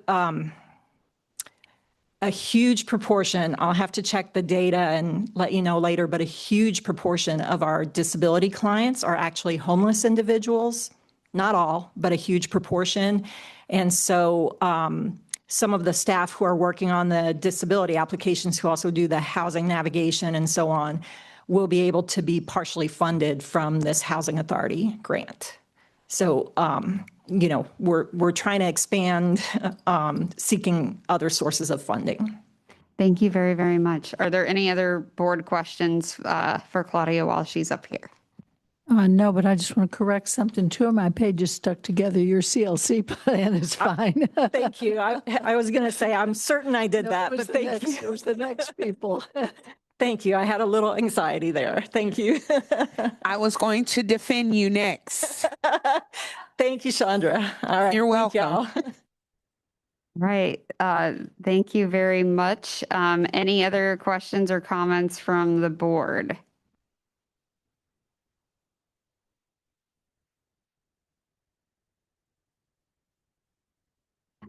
Reasons to fund this. It's a really important service, as for all the reasons that were already mentioned, and one that serves all the community. It's an important way to improve mental health. I personally have referred multiple clients to this organization, and they've given them great help. And I think that piece around having a licensed attorney on staff is really going to make an impact. Reasons to consider not funding. I think just the piece around the fact is the Rosecrans does provide a similar service, but it might not be as easily accessible. I would like to see, continued expansion of funding and maybe a little bit more measurability in the outcomes and assessment tools. Any final comments? All right, seeing none, we can move on to the next one. City of Champaign Township Stride Shelter Behavioral Health Program. This is reviewed by Alejandro Gomez and Anthony Nichols, a new application from a local governmental unit which has not received mental health board funding. The request is for $150,000 and it would support an intake coordinator and 2 substance abuse specialists. Top work with shelter. The selected priority is access and care with a focus on high priority target population.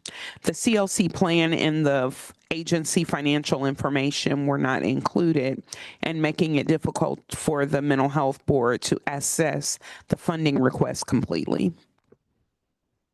Thank you very much. So Alejandro and Tony, please share your thoughts. Yes, this is an emergency overnight shelter for adults. Typically, the stay is from 1 to 12 months. Within 1 day, 95% engage in services. It is a brand new program as far as applying to us. There is some discrepancies in the financial packet. The revenue budget indicates that they're requesting 100% of the total program revenue. Which means there would be a significant loss from last year. And so we would need clarification on that, the financial packet.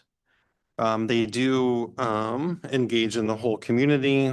Stride served 240 individuals from August of 25 to February of 26.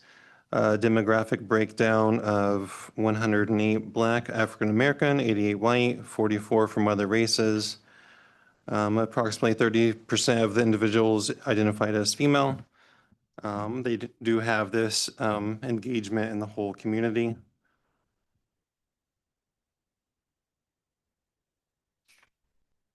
But we would, to fund this program, to approve, we would need clarification on their financial situation.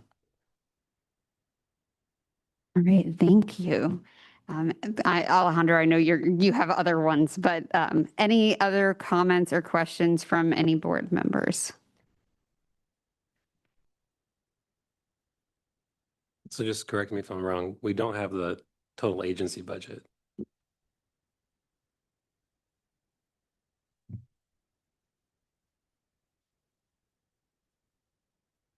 Any other questions or comments? I think a concern that we've kind of shared is there's a little bit of lack of financial clarity. There's no CLC plan, things like that. Again, I don't want to make an excuse for that, but if I'm understanding correctly, this was when we opened the application process the second time, so they technically only had 24 hours to submit it. When a person prepares to do that, do they kind of know what they need to load in there? Is it possible they have this stuff and just didn't properly upload it or didn't? I mean, I guess, do you understand kind of what I'm saying is, probably, because I'm wondering if, I think it has good merits and possible plans, but it's very sloppy right now. And we have to be very critical. So there's an up and a downside to this. The downside is, yes, we spent a ton of time creating publicly available documents telling you exactly what to do, how many words to fill in, and the number of every question. There is a whole lot of detail provided on how to do the application. There's so much detail that it's hard to read. Acknowledging people actually need things to be simpler, not more detailed, but here we are. And the priorities document lays stuff out there. The application period itself was 5 weeks. So this single day is almost impossible to do unless you prepared it during that 5 weeks and just didn't get it all done in time. So I would say they are not the only one who did the single day application. I would say people who did that, like, bravo, because they actually did a really good job for one day. But here's the upside. If you don't fund it, even if you don't fund it, everything that was entered for this year gets copied next year. So you not only have 5 weeks to do it, but you have a little head start in that your work from this year is saved, copied into the forms. You can delete it all, or you can make adjustments, or you can just add whatever was missing. So I understand people need funding now. They're not, this isn't a game. So I'm not trying to minimize it, but I am saying that we have the ability to make it a little bit easier next time around. If you like applications and just can't afford everything, we want to make sure people know that so that they'll try it again. Well, and unfortunately, this is a part of a program that the voters did not support, unfortunately. I didn't have an option to vote on this, but in essence, has the public spoke. And I hate that because unfortunately it didn't go the way I'd hoped our community would vote. But I love to know that this is all held for next year potentially. That's wonderful. And to really appreciate that people did a lot of work in a 24, nobody got up at midnight and started doing, well, maybe one person and maybe I was up to watching, but really not just this one, but really good work on that single day. But we know that's hard. That said, the original NOFA was also available. Like, people could have applied during the original period as well, where there was a lot more time. I guess from my perspective, reasons to fund, this shelter meets particular needs that no other ones in this community do. And having this behavioral health support in that program seems very important. I think this is a very collaborative program and has some good outcomes. I would like to see more specifics about how the mental health scales are going to be utilized to assess outcomes, because I don't think that was necessarily that connected. Reasons to not fund is that, one, we may not be able to fund new programs this year, and the quality of the application and the financial information, including also, I believe the CLC plan was also absent. Okay. So I think, it's just unfortunate that this is a very competitive year and we can't utilize this period to correct the application. So any other comments or questions from the board?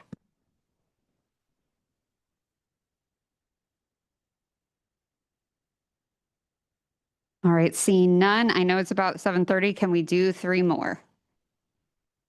I've seen a lot of nods, so let's continue ahead. So Chandra, please share the next review.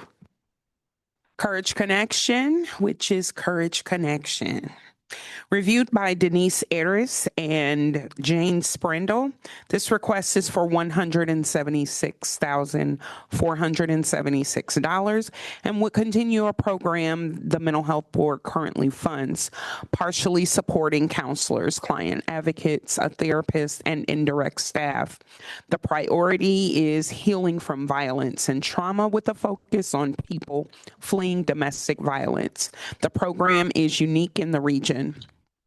People with lived experience have input at the agency board level, and the mental health portion could be clarified. Thank you very much. Dan and Jane, please share your thoughts. Alrighty, so last year, they requested $128,038. What I love about it is the immediacy of any urgency if people need it, right? So 0 days of referral, assessment, 0 days of assessment, 95% engaged in services. At least that was the data provided for the last time. An average amount of time they stay is 1 day to years. So out of the 60% that they wanted to be able to discharge successfully based off of their measures, 55% did. And out of the 90% of improved survivors' skills and confidence to positive situations, 100% did. With this year's $176,476 requested, the goals they measured are the same in percentage, but I really like, so this is a reason to fund, I suppose, the exit to safer environments measuring reason for leaving responses instead of what was before, which was left under positive indicators. So they're definitely making their measures better.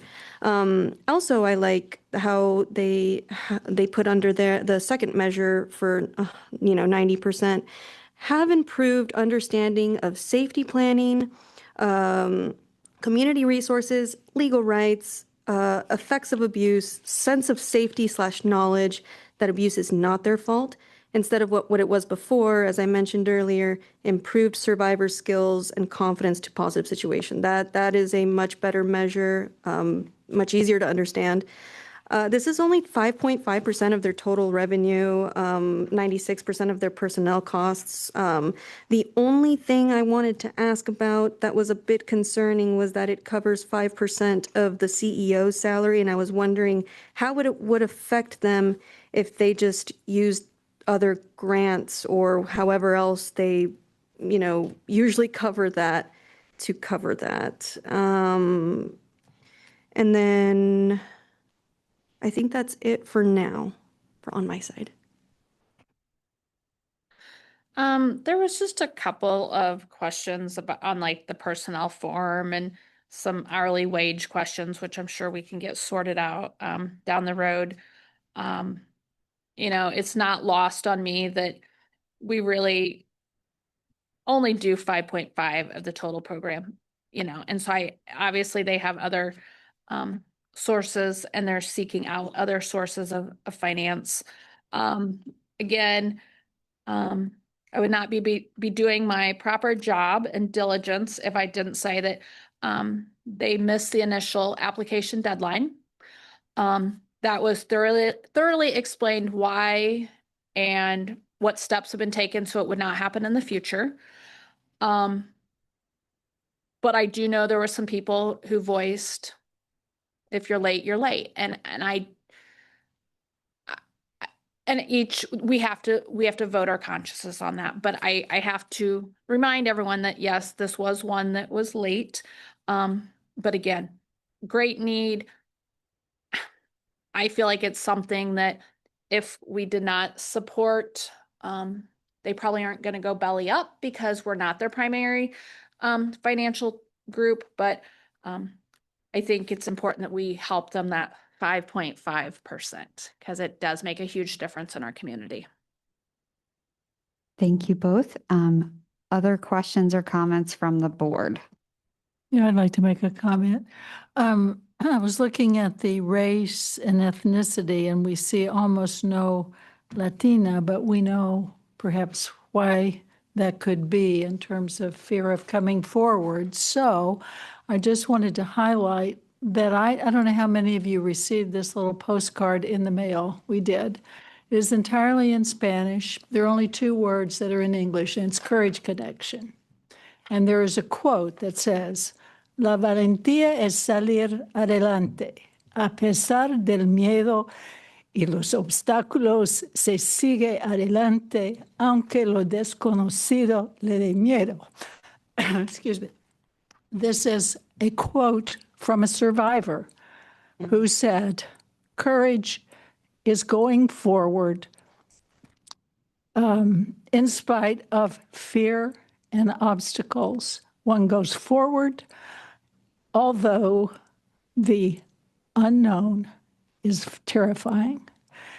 That they're sending this out, and then on the back, other information is wonderful. And this is what we want to see from agencies. So, thank you for sharing that. Yeah. Any other questions or comments from board members? Lynn, did you have something you wanted to share? Just the comments from Chris Wilson and me about financials are like sort of 2 different natures. Mine take up a whole lot of space to just say something that we actually are concerned with about a lot of agencies. If their service region is larger than Champaign County, there's just we just have to make sure that it's clear that we're applying certain types of diligence around if you're providing a service to Champaign County residents, that you have state funding for outside of Champaign County residents, then it is a little bit of a problem to use this money. So that's just like so background. It's so unimportant compared to what you just said. But Chris's observation is actually important, and it's so short in here that it gets buried. And that is, there appears to be an error in the personnel forms, which, if corrected, means it will have impact either on all of the budget forms, or it would have impact on how they are staffing the program. Like, do they have enough people to provide the services? So we really do, that's really serious. We would really want, if you do decide to fund this, whether fully or partially, we would need that to be clarified. My concerns just took up a lot of space, and I apologize for that. Lynn, when would we have clarification on that? Before voting? It would be a condition of contracting. We wouldn't sign a contract until it was fixed. We would probably not come back to you with the explanation. Wherever there's errors in budgets, it's kind of a problem like that. Like we don't really know what we're asking you to vote on. Some of the errors are more substantial. So, and this is, I think Chris's note is that it makes it look like they're paying less than minimum wage. So we don't think that's true.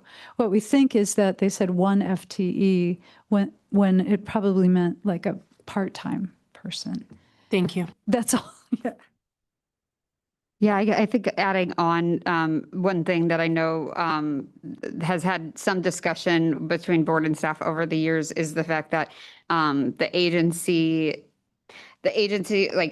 revenues and program revenues are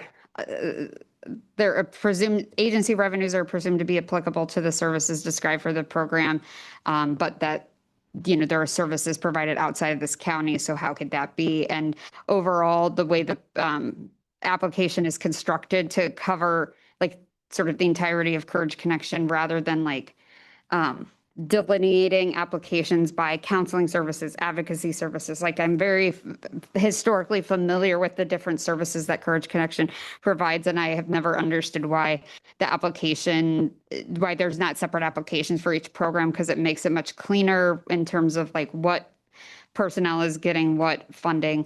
So this is, I guess, folding into my reasons to not fund, in addition to the application being late and there being these kind of financial errors, that overall piece of like not exactly knowing how it's not as easy to account for where our funds are going kind of within the overall agency versus if there were separate applications for separate programs. That said, reasons to fund domestic violence and the mental health issues that that can create is a major issue in all communities.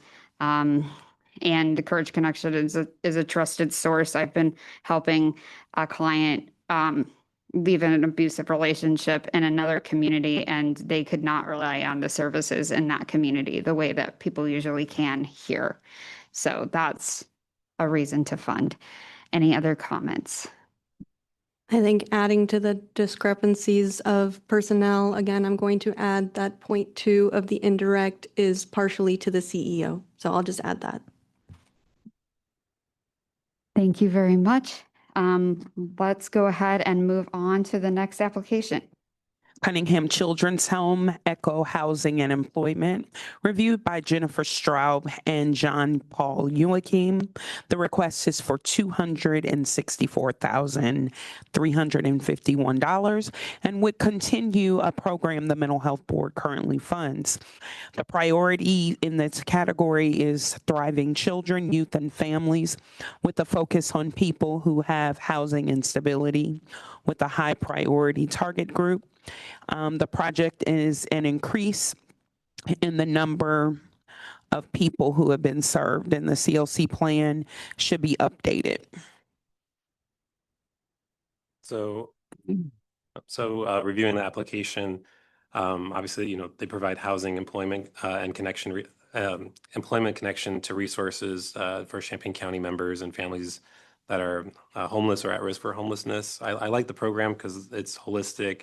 I also like that they have flexible funds to help families with buying clothing for like job interviews, uniforms, things like that. They also help with financial literacy training. They try to reach to the entire county with the community service events to reach out to more rural areas. The funding mainly is going to staff salaries, but 25% goes to specific assistance to treatment plan clients, which is nice. I would like to see other sources of funding for the program. I know one of the staff members had recommended partial funding increase to 225,000 from instead of the 264,000. It is a 30% increase, so it is quite a jump. They end up usually exceeding or meeting their expected TPCs for the year. So good program.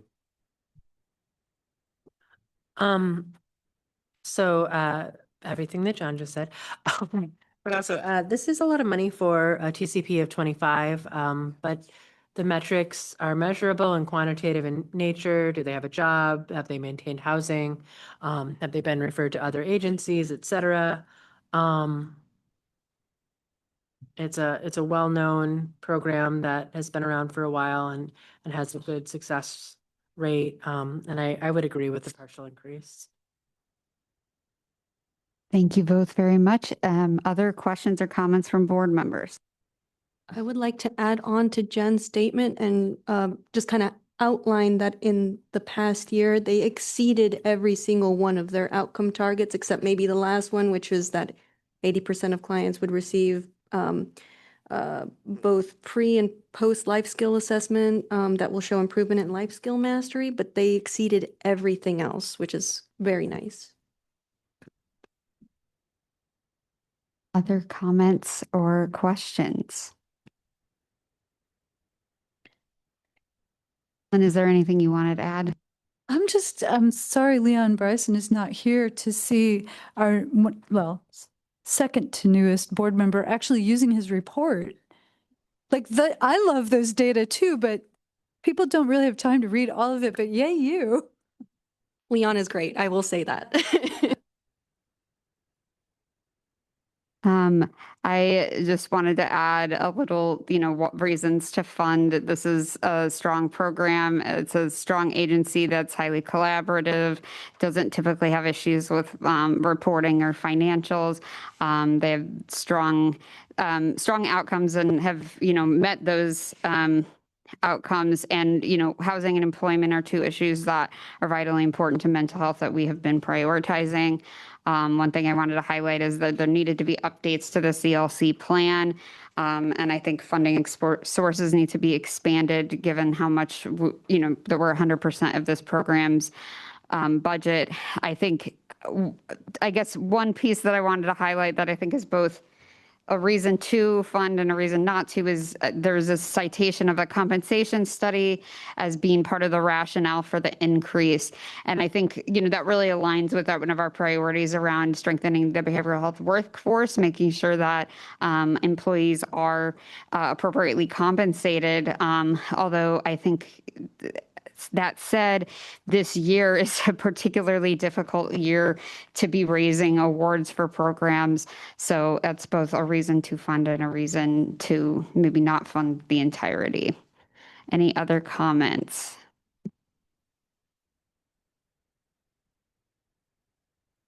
Right, we can move on to our last one for the evening.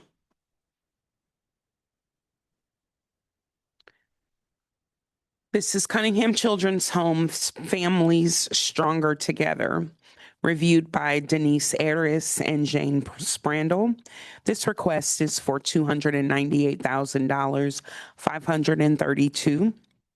and would continue a program the Mental Health Board currently funds, which uses a trauma-informed treatment framework selected by a group of local stakeholders, including Mental Health Board members, to meet the needs of youth and family who have justice involvement or similar concerns. The priority category is thriving children, youth, and families, and the CLC plan should be updated. Thank you very much, Den and Jane. Alrighty, so this is one that has a bit of a negative spin on it. And last year they asked for $282,139. It looks like they have a very large amount of days between referral, assessment, and engagement. It's 50 days of referral. Within 15 days of referral, 80% assess. Within 15 days of assessment, 70% they hope to will have engaged in services. All of those engagement numbers seem really low as well. With the outcomes and targets, they wanted a decrease of problems among youth. It looks like 8 out of 13 did decrease in difficulty score. That's very nice. But 5 out of 13 had no evaluation conducted at all, and there was not even 1 point of improvement in the strength score among the entirety. With the measurement of strengthened trauma-informed skills, caregiving skills, it looks like 6 out of 13 improved in competency, and like I've said before, that's very nice. But 3 out of 13 decreased in skills, and then 3 out of 13 were in the program way too briefly to measure. And like I said before, I think there was one that just did not get any measurement at all. With their measurement of improved family protective factors for the caregivers, looks like 3 out of 13, again, no pre or post measures. 1 out of 13 of the family members completely disengaged, which is very sad, of course, but that is a measure to consider. And then 4 of the 13 reported an increase in protective factors, like I said before, very nice, but 5 out of 13 a complete decrease during the program. I guess what I would like to ask in regards to all of this is not necessarily just why continue funding this, because that sounds really mean, but what would you put in place to improve the outcomes if anything was awarded? And 23K was returned last time. I'm asking why there's a very large increase now then. Well, not too large of an increase, but there is an increase, about 12,000 or so. So I was just wondering why an increase when 23K was returned, and then, of course, what outcomes would you improve, and how would you? So, do you want me to direct that to agency representative? That should be fine, yeah, since it's the last one. I can guess the answers to some, but if they're here and they can do it, yay. Yeah, is there anyone here from Cunningham who could speak to these questions? Yeah, my name is Paige Garrison, and I can speak to a couple of those. So do you have a specific one that you want me to start with? Sure, just to make it a little bit easier, what would be put in place to improve these outcomes if anything was awarded?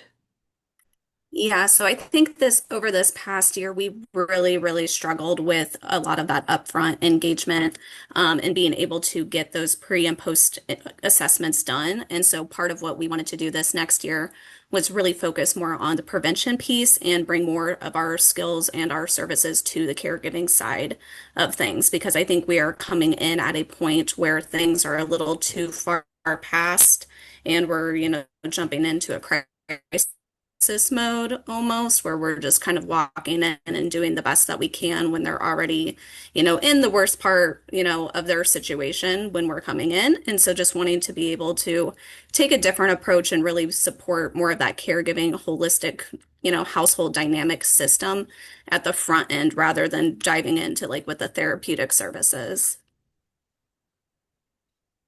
That sounds good. Thank you. Well, with the amount returned of about 23K last time, why asking for more now? Which I think you touched on that right now, being about crisis mode and stuff, but is there anything more to add to that? Yeah, so I think with expanding our services to, encompass more of the caregiving and like adult clients, I think we are going to have to, work a little bit in a different way with our flex funding. Again, with this past year, we did really struggle with a lot of our engagement for our youth and families of, we wanted to be able to do more like activities or programs or camps. And unfortunately, we just did not have the opportunity with so many of our families. I'm glad you touched on that because I did see that there was very limited amounts of opportunities for engagement. So I would love to see more of that if it is funded again. So thank you.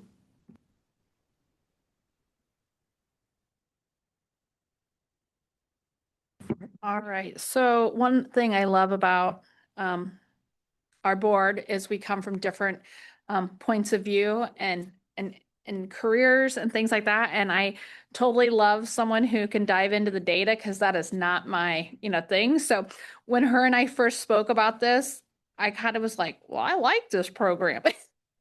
So I'm glad we did get some explanation to a couple of the questions. One thing I had also reminded her today is, unfortunately, the individuals that they're working with, first of all, they're teenagers. It's hard to sometimes work with teenagers, let alone ones who are possibly in the juvenile court system, having some truancy, they've had some trauma in their life. So I suspected maybe that was why like some of the data was lacking because maybe people wouldn't answer the question and things like that. So again, there's such a need. And I think almost every one of these applications today, we've said, oh, there's such a need. And there really, truly is. As a couple thoughts, I feel like, they're a highly respected organization in our community. They've done a lot of great things. We really relatively don't ever have any problems getting information and things back from them. It is a small increase, things like that. I would like to see them continue to seek additional funding, and that was something they had mentioned that they would be doing. I think that's very important. So again, I think it's one of those things, it's not a huge increase, just 5.7, but that is $16,000. So I don't want to get into the game where we're, oh, let's trim 5,000 from this one and 7,500 from this one. But I would like to see us fund this because it is a good program, but based on a couple of, the data measurements, I understand where there are some concerns because we want the most bang for our buck, and they're really not servicing a lot of youth. But again, those 19 or whatever, those are 19 important lives or whatever. Thank you both. Other questions or comments from board? I think this is a very difficult population to target. And I think that's what everyone is kind of saying. When I have patients like this, they only come when they're in crisis or they're forced to be there. I do appreciate Mrs. Garrison talking about how they're going to focus more on prevention in the family because the parents are more likely to come in and helping giving them the tools probably to help their child. I still see this as a very difficult program to implement well. I don't know how they're going to reach the TPC that they are expecting without, making some major changes. I don't have a solution. Like I can't think of a way to force these teenagers to come there or the families to bring them there. It's a lot of money that we can afford the programs with this year. I would hate to cut the program or to cut funding, but it's a difficult year. So I don't know. If we didn't fund it this year, I would really want Cunningham to either find some other area that has been successful in reaching this population in some other county or some other city and collaborating with them and figuring out how they would overcome these obstacles, because this is a very difficult program to be successful in.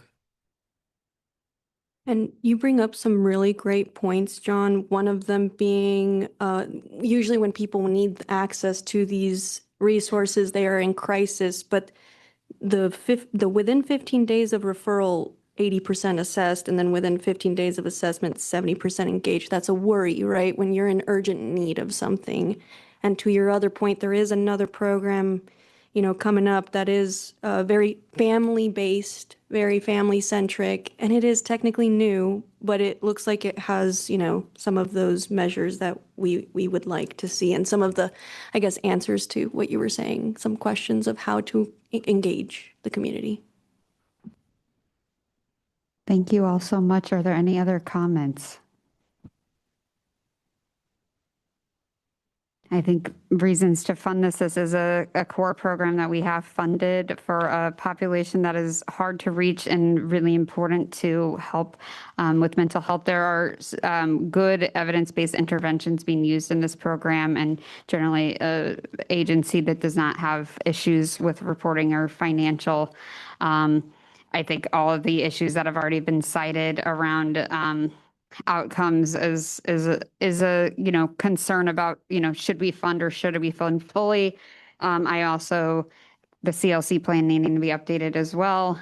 The idea of an increase this year, and I also would like to see the adding of other funding sources. When programs ask for the mental health board to give 100% of a funding for a program, especially if other programs within the agency get funding completely elsewhere, I do question that. So any other final comments? All right, seeing none, we can conclude our program review for the evening. We did average about 8 minutes per program. So we have 17 programs left for next time. However, 4 of those programs do not have audits in, so we may not be able to review them. So that is definitely something to keep in mind. And now I have to find my way back to our agenda so that we can move on to the next area. It is public input time. So most people are leaving, but that's okay. So again, members of the community are welcome to speak with the board and share their thoughts. We can't respond directly to public input, but we may use it to inform future decisions. So if you'd like to make public input, you can come forward. You can fill out a comment card and hand it to me. Or if you're online, you can raise your hand or put something in the chat. Is there anyone who would like to make public input? Someone is coming forward. And of course, if there's anyone online, please raise your hand or put something in the chat so that we know. Hi, I'll try to be really brief. I'm Jessie Heckenmueller. I'm with Champaign County Regional Planning Commission. I'm the Assistant Director of Community Services. And I just wanted to share 2 things. One, you all fund our Youth Assessment Center, and we really appreciate our partnership with Families Stronger Together. And I just want to echo the comment you made about engagement. It is incredibly difficult to engage youth and parents. Parents have a lot of barriers to services and are stretched pretty thin often. And so I think that those engagement numbers, unfortunately, don't surprise me, having worked with a very similar population group. That does not mean don't provide level of scrutiny and so forth, but just wanted to echo that. I also wanted to speak to our application for the Homeless Services Coordination, just to state that one thing that I would appreciate the board taking into consideration is the increase in homelessness in Champaign County year over year. And as the need increases, that means we need more staff in order to provide what looks like the same level of service, because it's not actually the same level of service because the need has increased. So those are just the 2 comments I wanted to make, and thank you very much. Thank you so much. Is there anyone else who would like to make public input?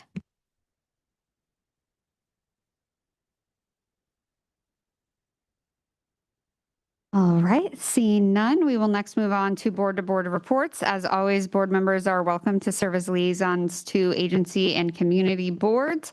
The list of those opportunities are on pages 109 through 110, and if you'd like to be involved with that, you can reach out to Stephanie Howard Gallo. Is there anyone who'd like to make a board-to-board report?